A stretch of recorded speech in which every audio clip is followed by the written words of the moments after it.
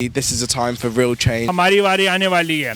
एहलियान कश्मीर की तरफ से भी इसमें भरपूर अपना जो है वो पार्टिसिपेशन कर रहे हैं। We've been silenced for so long. Address the systematic racism that's happening in the UK. Stand strongly with the black community.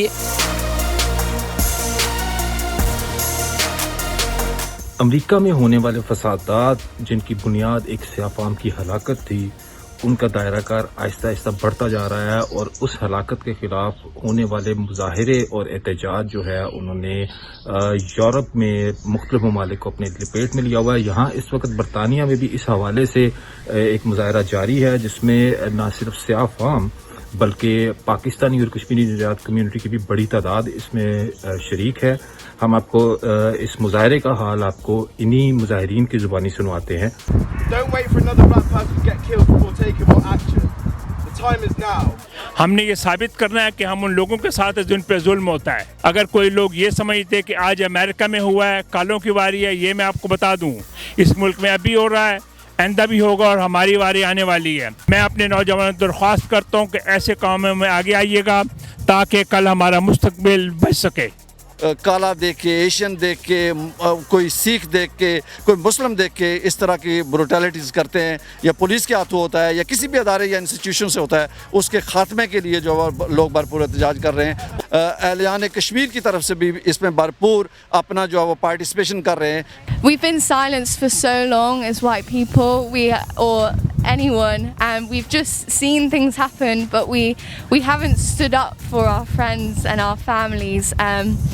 And now is the time for change, and now is the time for us to speak to our families and feel uncomfortable and make mistakes and learn about the history of racism. We just felt that we had to come and also address the systematic racism that's happening in the UK as well, because we also do have issues here, especially in schools, which is often passed off as banter between people.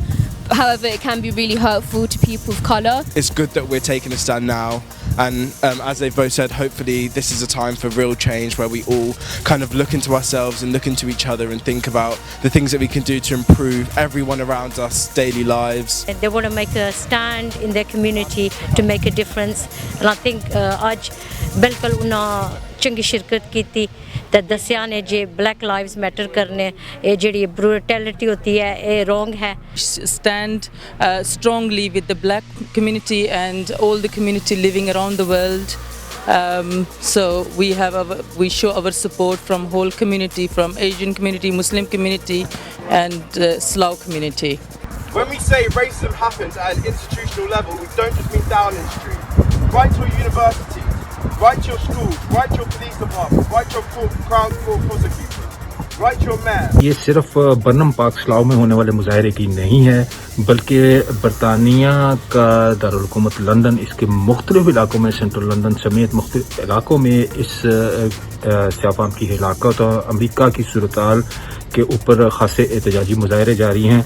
ये मुजाहरे Aahista Aahista London से निकलकर दीगर शहरों की तरफ बढ़ते हुए नज़र आ रहे हैं और बरतानवी माहिरीन का कहना है कि अगर इनको ना रोका गया, इनका सद्देबाब ना किया गया तो पूरा बरतानिया बशमूल स्कॉटलैंड और आयरलैंड, वेल्स ये इन मुजाहरों की लपेट में आएगा।